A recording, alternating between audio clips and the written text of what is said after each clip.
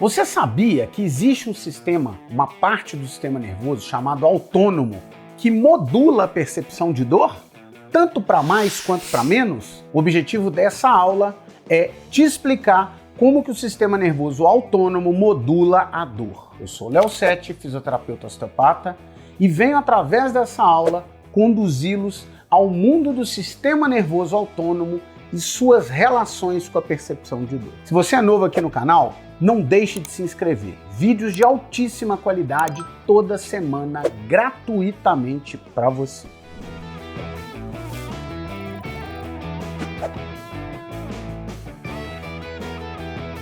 O sistema nervoso autônomo, ele modula respostas automáticas do corpo. Ele modula respostas eferentes, respostas de uma percepção, por exemplo, de dor.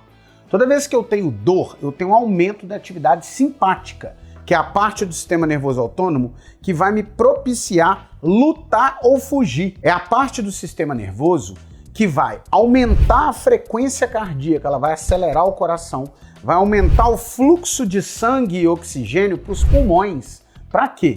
No momento de luta ou fuga, eu tenho que respirar de forma mais ofegante. Eu vou diminuir o fluxo de sangue visceral. Eu vou aumentar o fluxo de sangue para os músculos, tanto das pernas quanto do braço, ou para eu enfrentar o problema ou para eu fugir. E uma dor é exatamente disso. A dor, ela é um processo de percepção cerebral que tem a ver com uma ameaça, um perigo.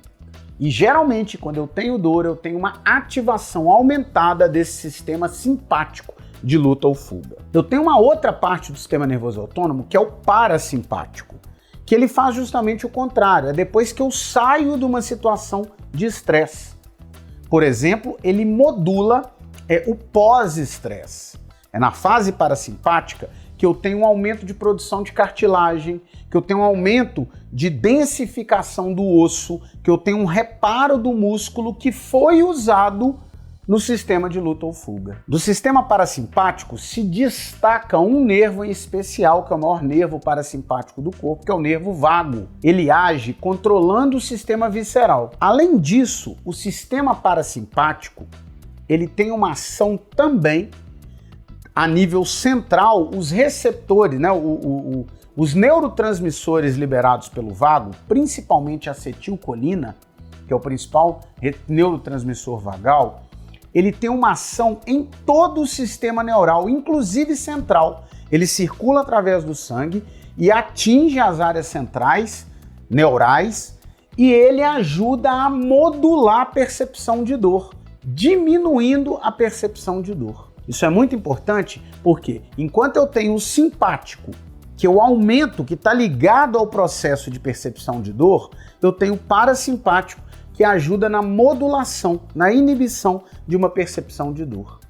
E o mais interessante é que indivíduos com dores crônicas, que são dores por mais de 3 meses, eles têm geralmente uma hiperatividade simpática, uma taxa de adrenalina, noradrenalina, aumentada em vários momentos que não deveria ela ter liberada na corrente sanguínea, juntamente com uma taxa de cortisol aumentada, que aí já não é sistema simpático, é sistema neuroendócrino, mas que mantém o indivíduo sob o estresse.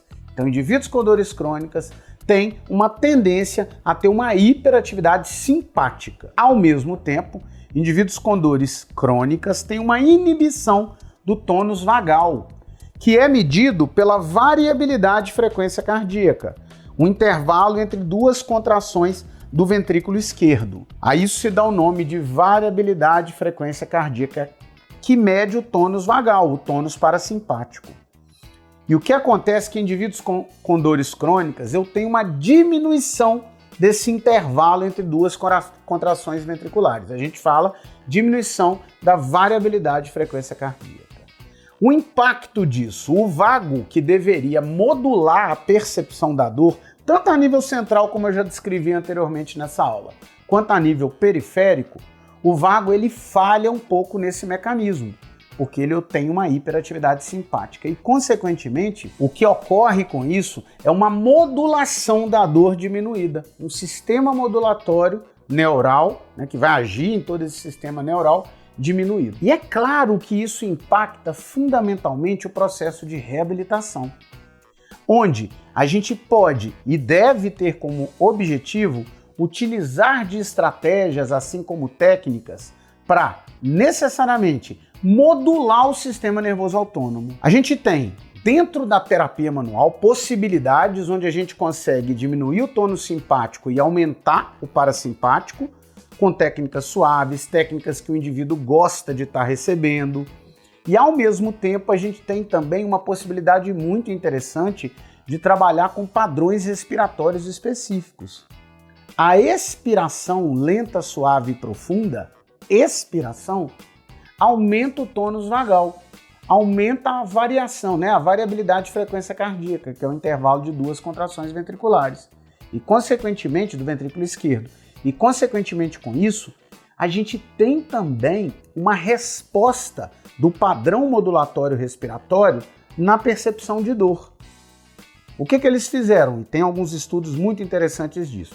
Eles mediram, quantificaram o tanto que o indivíduo, que eu precisava de apertar o indivíduo, com o algômetro, para ele sentir dor. E depois entraram testando padrões respiratórios específicos. E um deles foi a expiração prolongada, que foi a que mais teve efeito. E aí, num segundo momento, quando eu vou testar de novo, depois de um exercício expiratório prolongado, eu tenho que apertar mais o algômetro, que é um aparelhinho que mede dor, para a pessoa sentir dor.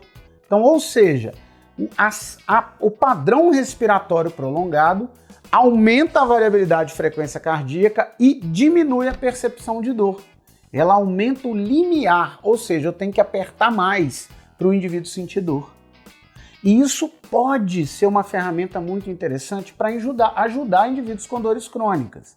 Eu peço muito para os meus pacientes para realizar esse padrão pelo menos umas 10 vezes por dia. É lógico que não é só isso que vai tratar dores crônicas, mas uma avaliação individual ela sempre tem que ser olhada para estar prescrevendo qualquer tipo de tratamento. Mas o padrão respiratório, associado com a terapia manual, associado com a atividade física regular e associado também com hábitos de vida como higiene do sono, para melhorar a qualidade do sono, padrão de alimentação adequado, e isso vai, claro que tem os alimentos melhores, assim, que causam menor quantidade de estrago a nível do corpo, mas eu tenho também que olhar processos individuais de cada um, e o melhor profissional para isso é o nutricionista e o nutrólogo.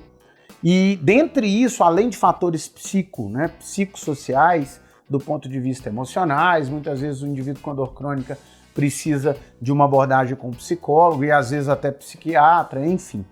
Mas a gente tem uma ferramenta muito importante que é o padrão respiratório e a terapia manual, que ajuda muito na regulagem desse sistema nervoso autônomo e, consequentemente, melhorando respostas de dor. Eu tenho certeza que essa aula merece um like e, se você não é inscrito ainda aqui no canal, não perca essa oportunidade, porque esse canal foi criado para você, conteúdo de qualidade, 100% gratuito toda semana. Fui! Até a próxima. Um abraço para você.